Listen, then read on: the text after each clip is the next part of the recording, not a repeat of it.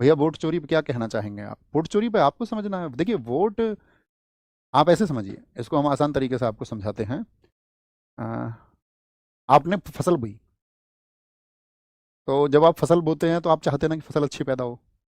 अच्छी फसल पैदा हो इसके लिए आप वर्ष भर मेहनत करते हैं, आप चाहते हैं उसके कुछ नतीजे आए।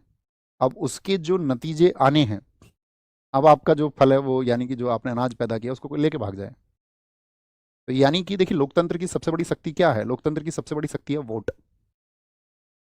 और सबसे बड़ी शक्ति यदि वोट है और उस वोट को चोरी कर लिया जाए, तो यानी कि आपकी शक्ति आपसे छीन ली गई है।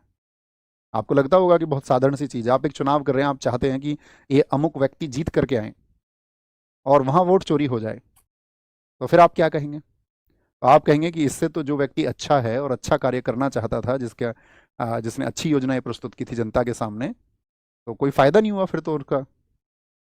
तो राहुल गांधी जी ने सवाल उठाए कि भाई आपका यहाँ पर जो है, हम सवाल उठाते हैं आपसे कि आप यहाँ पर जो है एक पाक्षिक रूप से, जैसे कर्नाटक में सवाल उठाए गए 1 लाख फर्जी वोटर्स, बहुत जगह सवाल उठाए।